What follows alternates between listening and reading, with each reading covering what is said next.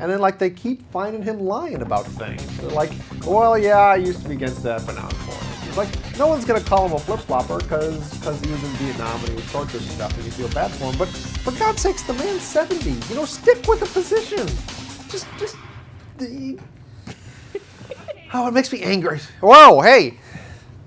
I'm not going to talk about that on the show because it makes me angry. I try not to talk about things that make me angry on TV because no one watches TV for anger. Except Fox News. I watch Fox News for anger, I've said it before, but most people don't watch TV for anger. It's March. We're here, we're doing the Keith Explains thing again. Tonight, I got a bunch of topics again. I think by the end of the show, a cohesive theme will have emerged. I'll have a title, like, Keith Explains, : and then something, because I'll have realized that everything I was talking about in some way had to do with or revolved around or kind of meandered around a theme or kind of an area of interest of some kind. I don't know what it is yet. It'll come to us during the show. It'll probably have something to do with movies because I've seen a lot of movies lately, and we're going to see more, which is I've seen 2 movies this week already, and we're going to go see another movie tomorrow night. That's 3 movies in 1 week. I'm of the age when I don't see 3 movies in a week. When you're young, you can do certain things a lot in a short period of time. And then as you get old, you can no longer do those things as many times in a period of time as you used to. And then eventually you realize you really can't do them at all, or perhaps only infrequently, or maybe you need a little help of some kind to do them, and then you die. So that's what I got to look forward to. This week, what I got to look forward to is tomorrow night we're going to see Blood Car. Yes, Blood Car. It's a movie. It's called Blood Car. It's a great name for a movie. I don't know why they haven't made Blood Car before. I mean, they made Death Race 2000. Maybe they thought of calling that Blood Car, but I don't think anyone's ever made a movie called Blood Car before. Bloodcar.com was available because the people that made Blood Car bought Bloodcar.com. I went to the website. It was funny. They have a blog. Everyone has a blog these days. There's the Blood Car blog, where they blog about Blood Car. You should go read it. It's kind of interesting if you're into Blood Car. You should go see Blood Car, except you can't, because by the time I get this edited, it will have left the state. And based on what we've read, it's not going to be a good movie. It's going to be a bad movie, which is why we're going to see it. It's going to be one of those straight-to-video movies that, like, when you're watching Cinemax at 2 in the morning comes on, because Cinemax has to show something at 2 in the morning, and, well, 4 days a week they show nudie flicks or something like that, because if I wake up in the middle of the night and I start flipping, I'm like, if there's a lot of flesh, I know I'm watching Cinemax, is all I'm saying, and it's bad. I mean, I'm like, flip. Okay, let's turn on CNN. Because that's, if I'm bored, I turn on CNN and then I see the Wolf Blitzer or the Larry King. I see a lot of Larry King reruns in the middle of the night for no reason at all. I don't know why that man still has a TV show, because I think he died years ago. So I assume that he has a contract of some kind with Satan, which is keeping him alive on the TV show. No, so movie-wise, so I guess earlier this week we went and saw Pan's Labyrinth. We went to see it the night the Oscars were on. So like while we were watching the movie, they were having the Oscars, and it won a bunch of awards at the Oscars while we were watching the movie, which we didn't know until later. But, that's kind of like, well, cool. We were there while the accolades were getting piled on. Pan's Labyrinth, I guess, it's subtitled. They were speaking Spanish or something. I don't know, because they never tell you what the original language is. I'm assuming it's Spanish because it was set in Spain. But who knows, perhaps at the point in time the movie was set, Spain had been invaded by Italians. And so the entire movie was in Italian, set in Spain. Although I know a couple words in Spanish, like uno. And, well, I know uno. I think that's Spanish. Dos, Cinco de Mayo, although that's more Mexican Spanish, although they speak Spanish in Mexico. So it's all Anyway, we saw Pan's Labyrinth. It had a different title. It was like The Labyrinth of Pan or something. It was very long in Spanish. It was very artistic. Whereas in English, it's just Pan's Labyrinth. And you're like, Pan, he's the flute guy. He didn't have a flute in the movie, so I think they picked a bad name. But there's nothing I can do about that. They won a bunch of awards, so it was, it worked out for them in the end. And it's an interesting movie. I was watching the movie, and again, the subtitles, so I was suckered into it. So I sat down and started reading the subtitles. I shouldn't have to read movies, is my main point, okay? I go to movies to sit and not have the brain on. Just the sensory experience should pour in, and then I should be done. But that isn't what happens when you get subtitles, because you're constantly reading. It's like being a little quiz every time. Because you read the thing and you think, well, that didn't exactly make sense. You got to go back and read it again, because sometimes you don't quite get the words. And then sometimes you're watching the action on the screen, you realize you forgot to read the lines, so you got to read it really fast. Otherwise, you'll have no idea what happened. So there were a couple places where something big happened on the screen, and then I went down to read the line and it was already gone, and I was like, well, now I'm never going to know what happened, although I could guess in a lot of cases. And there were a couple cases that the little girl would say something and I'd go, I should remember that, because, I could pick out little phrases, and I could, well, then I'd know more Spanish. Apparently she must have said uno, because I know that now. But all the rest of them I have totally forgotten now. So it's a movie, like I said, it's set in Spain. Set in Spain, apparently near the end of World War II. I didn't know that, because I got the movie a minute late. At the beginning they probably said World War II. But I wasn't there to read it, so I don't know. But later I looked it up, and it said at the end of World War II, when the fascists were taking over Spain. And then it's kind of weird to have a movie which has a happy little girl and magical surrealism set against the background of fascism. Most people, if you're writing a script thinking, let's have a little girl and we'll do some cool visual effects and they'll be all happy, and they'll go, and where should we have it? They'll say something like, how about England? England is nice, it's got rolling hills. And they go, I have a better idea. How about fascist Spain? And then someone will go, no, fascist Spain doesn't work at all. I'm watching the little girl, I'm seeing the magical fairies, and then there's fascism, and that bothers me.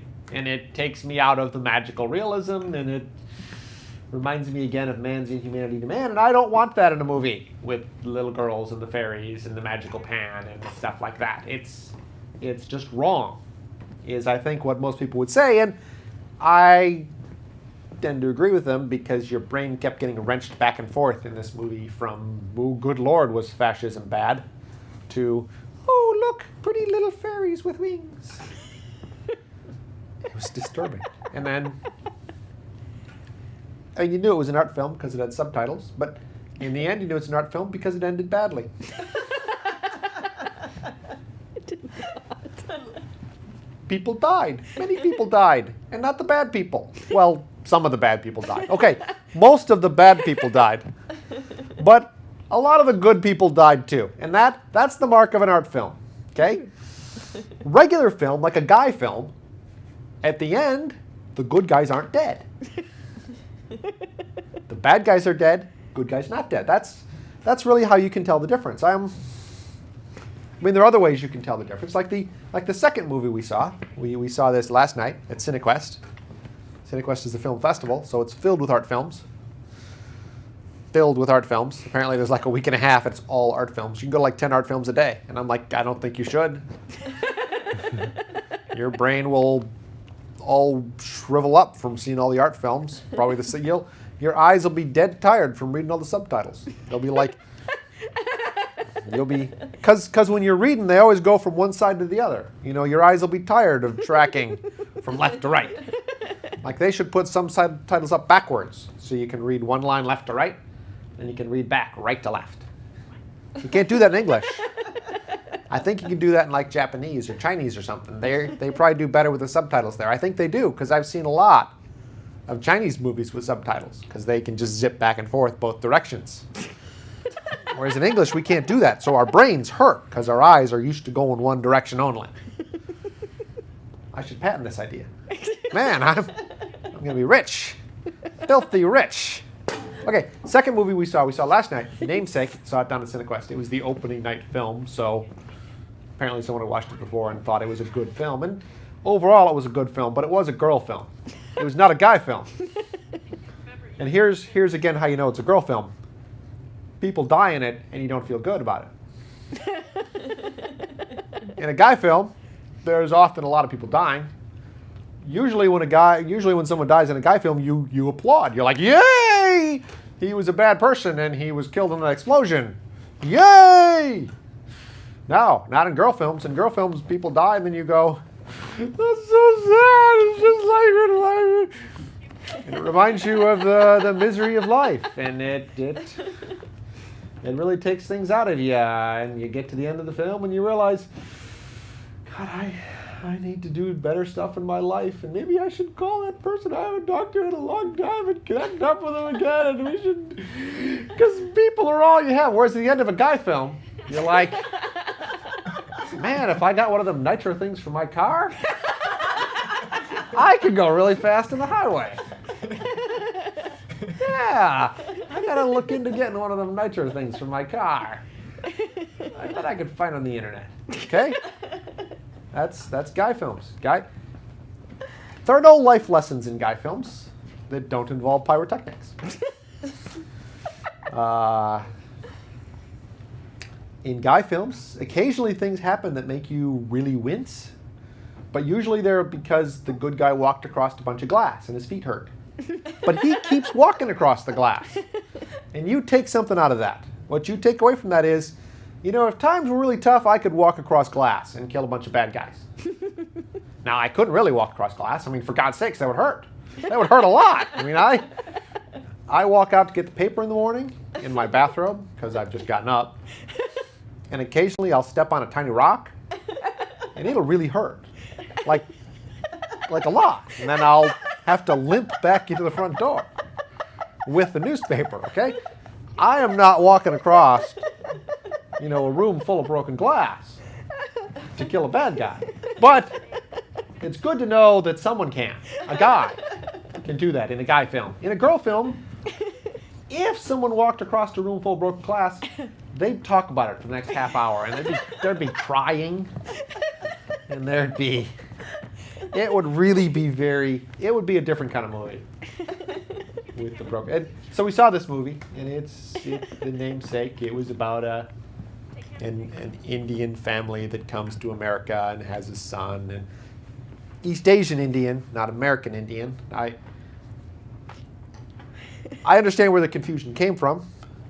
Columbus thought he could get to China, or India in his case, because they wanted to get the tea, so he sailed the opposite direction because he knew the world was round, because everyone knew the world was round. They just disagreed about how big it was. And Columbus sailed about as far as he thought to get to India, and he landed, and there were a bunch of people, and he went, Indians! And they went, no. Except he didn't understand them, because they said no in whatever dead language they speak, because we killed them all, as it turns out. And as it turns out, Columbus was like horribly wrong about how big the world was. He thought it was like a third the size it actually is. I mean, we have a frickin' day named after him, and he was just totally bogus. I mean, it's really rewarding incompetence is what it's doing. I mean, there were people that knew how big the world actually was, and they don't have days. We have Columbus Day. We're for like this guy that sailed and pointed at land that people lived on and went, I discovered this. No. I don't want to get off on Columbus because I'll get a lot of angry letters, I'm guessing, from Columbus supporters who think the world. So this is an interesting aside. So I'm watching TV. This is probably 10 years ago. And there's this show on about how the world is flat. And I'm watching the Discovery Channel, as I recall. And I'm like, they can't have a show on about the world being flat. And I was eerily fascinated by this show. And they had scientists on. They're like, yeah, the world is flat. This whole round thing is a fiction. NASA has been faking the photographs. And they were like, but how we have the satellites that orbit the Earth. And they're like, well, no, what you have to understand is that the universe is pie-shaped. It starts and it extends out infinitely in one direction, and the Earth is at the very bottom of that pie. So the satellites, as the satellites are traveling, when they reach the edge of the universe, they instantly appear at the other side of the universe and keep going, which is why they can seemingly orbit above the Earth. And I kept watching this going, they shouldn't have crap like this on TV. It's wrong, but it's not so obviously wrong that kids wouldn't believe it. And then we got frickin' politicians that don't think there's global warming, whatever. And then, so I watched this, and it made me angry, and I thought I should fire off a nasty letter to that cable company. And then a couple days later, it occurred to me that had been April Fool's Day. Okay, and they had put on the fake show about the world being flat like a pancake. And then I was glad that my procrastination had kept me from firing an off-anger letter. See, for years, Discover Magazine puts one story in the April Fool's Day issue that's a lie, just blatant falsehood. And then always, like a couple months later, they're like, oh yeah, correction, there are no ice voles. Something like that. Except, when I get Discover Magazine, I just throw it in a pile. And then every once in a while, I pick up, a copy of the magazine out of the pile and read it, generally in the restroom. So I can get to the Discover Magazine April issue any time of the year. So I can no longer read Discover Magazine and believe any of it. Because I'm like, this could be... I gotta flip back and check the cover. And what's worse, sometimes the covers will fall off. So I won't even know what it is. And then I can't, it's something in this magazine's a lie. I know it. It's gonna be the thing I like. Okay, I didn't want to get enough on a rant. I don't want to change topics because I do have things to talk about. So we saw this movie with the Indians and the coming to America, and they had the family, and the kids are rebellious, and blah, and someone dies, and there's sadness, and there's life affirming, and there's changing, and it's a girl movie. Okay, got to the end of it. Yeah. And then tomorrow night, like I said, we're going to see Blood Car. Blood Car will be a guy movie. I'm hoping with a name like Blood Car, it better be a guy movie. Is really all I have to say about it. If I get there and there's feelings, or if there's any life affirmation at all in this movie, I am going to find the producer and I'm going to throttle him. And I know what he looks like because I talked to him last night at some length about Blood Car, and I did not get the impression that there were any feelings in this movie, so I'm reasonably safe in where I'm going. Oh, and then the other movie, I guess, see, here's a tricky thing. Often I talk about movies in the show, because you can explain movies quickly. Here, we were thinking of going to see a movie today or yesterday, before our whole week got booked up with movies, as it turns out. We were going to go see Ghost Rider. It's a movie based on a Marvel comic book called Ghost Rider, about a guy on a motorcycle who bursts into flames and drives around. Because there's a Marvel comic book about everything. Like if they just have a couple dartboards and they throw them and they're like, green, large, angry. That's the Incredible Hulk. Green, small, angry. That's the Green Goblin. See? It's like in a Mexican restaurant. Every combination is something. It's got a name.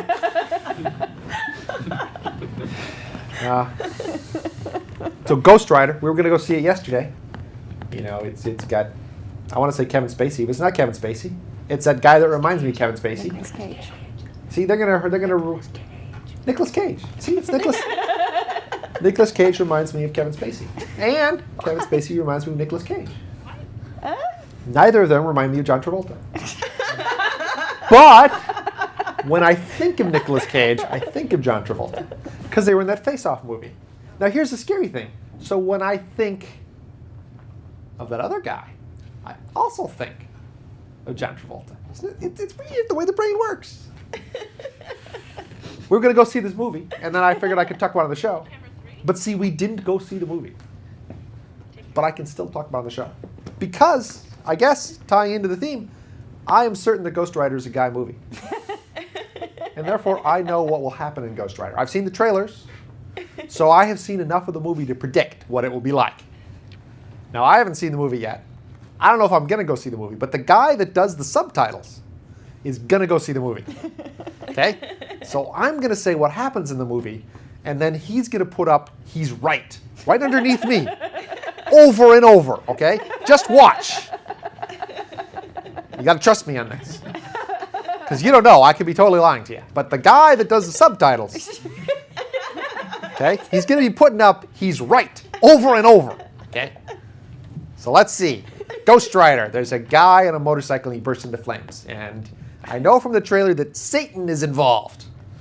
Because guys bursting into flame often involve Satan. So I'm assuming that someone like signs a contract with Satan or like says, please save my grandfather who was shot. I'll do anything. And then Satan shows up and goes, really? And you can tell he's Satan because he's got a fiddle. But Satan shows up and he's like, yes, save my grandfather. He's a loyal man. And Satan's like, just sign here. And the guy's like, oh, yes. And he signs. And then Satan's like, you owe me. And then the guy's like, it's okay. My grandfather's dead. And then Satan's like, yes, I've cured your grandfather of cancer. He can go out dancing with your grandmother. And then a bus will hit your grandfather on the way home from dancing. Because Satan is sneaky. Sneaky. That's why he's got the fiddle. Fiddle people are sneaky. I think. I'm just assuming that part. But Satan is sneaky. Okay, so there's like a contract. There's Satan. I know from the trailers there's a girl. So I assume that the fiery guy, like probably before he signs a contract with Satan, he's like going to get married to the girl. But then something bad happens and he signs a contract and then Satan makes him go away because people who have a contract with Satan can't get married to cute girls. Because that would just be too cruel. Because every day you'd come home, there'd be a cute girl there and you'd go, damn, I have a contract with Satan. I'm going to burn in hell forever. I have a cute girl though, so it's okay. It's okay for now. I don't mind burning in hell forever. I got a cute girl. So Satan's like, no, you can't have a cute girl. So then there'll be subterfuge, and I know from from a different trailer that Satan's son is involved. Maybe there is no Satan. Maybe it's just Satan's son, because there was another movie where it was just Satan's son who was signing contracts without his dad knowing about it, because you can't trust Satan's son. He's sneaky. Anyway, so there's Satan's son, and he's trying to take over the world. He's probably trying to bring about Armageddon. Because if there's one thing you can rely on Satan and Satan's son trying to do, it's bring about Armageddon. Because we know from the Bible that Satan loses Armageddon. And therefore, no, that doesn't make any sense at all. I don't know why Satan would want to bring about his eventual destruction. Nonetheless, he does. So, Satan trying to bring about Armageddon. Then there'll be a bunch of battles, which will be won by the motorcycle riding flamey guy. And there'll be a lot of special effects where he'll zoom off on his motorcycle in flames because he's the Ghost Rider. Although technically ghosts aren't on fire. They're kind of transparenty and they make moany noises. But that said, we got the Ghost Rider, the flames. There'll be a bunch of fights. Probably with various minions of Satan, which the Ghost Rider will win most of. Then near the end of the movie, of course near the end of the movie, but after beating most of the opponents, the girl will come back in some way, and she'll redeem the guy. But as part of the redemption, he'll lose to Satan. Or almost lose to Satan. And then somehow he'll pull it out at the end because he's smart and he's flamey. And in the end, Satan will lose. Armageddon will not happen. The earth will continue to warm. The oceans will rise. And I'm thinking, because it was a comic book series, that he won't get the girl in the end. That it'll be left open. Because if you leave it open, you can do a sequel. And people that do movies love to do sequels because sequels make more money than the original movies. So that's my prediction. Okay, now will subtitle guy, this loser in a room, will say whether or not I was right. But I predict it's just going to be he's right, he's right, he's right, and then he'll say snippy things about me along the way. So I guess that would be 4 movies in a week. That'd be like more movies in a week than I've seen since I was like 19. That's all I'm saying. So I guess I don't have much time left. Here's a question I was asked shortly before the show. They said, Keith, can you explain to me, when they're teaching American history, do they teach about the Iraq wars? Like the first Iraq war, that was 1989, or the second Iraq war? Do they teach this in American history class? And the answer is a little complicated. First of all, American history classes tend to be divided into 2 parts. You teach American history up to the Civil War, maybe a little after, and then you teach American history since the Civil War. And you do it this way because everyone agrees on American history up to the Civil War. It's like non-controversial. Like the British were bad, the French were our friends, we beat the British, then the French self-destructed so we didn't have to pay them. Then they gave us a statue. Then there was a civil war, brother against brother. Eventually the North won. All the black people were happy. End of story. I mean, pretty much everyone's happy at the end of the Civil War. Like it's a nice ending. Like everyone's free. Cool. Okay. Then when you pick up American history, you don't start again until like the 40s or maybe World War I. But like you skip 20 or 30 years in there. And then you pick up, you have World War I. World War I is we win. World War II is we win. And then maybe you talk briefly about the 70s. And that's it. That's what I remember about American history. So here's I guess we can take from that. Based on that pattern, students in American history are never going to learn about either Gulf War. And here's the reason. We don't learn about wars that we lost. See? Korea, kind of a draw. The only reason people know about Korea is because of MASH. Like if they hadn't made that MASH TV series, we'd know nothing about the Korean War. Vietnam, we lost Vietnam. They don't teach about Vietnam as near as I can tell in high school. The Iraq War, technically we won the first one. But that second one, we're going to lose, probably. At least it's going to end badly. I mean, it's already bad. It's going to end worse. And the whole second one's just going to make the first one look tawdry and bad, so they're not going to teach about it. So my prediction, for the people that asked, is no, kids are never going to learn about the Iraq wars. I mean, college history will talk about it because college people hate America. and this is another thing to hate America for, so they'll teach about it. But they don't teach that in high school because there are school boards in high school, and school boards have voters. That's all the time I got. In a month, we'll do this again. It's been lovely. If you have topics, email them, keith@keithexplains.com. Go to the website, etc. So I forget what we were fake talking about before the show. We certainly had lots of things we were talking about before the show. Yeah. Well, oh, there was the Hawaiian shirt thing. the Hawaiian shirt thing. So we got for my big presentation in front of a room full of people.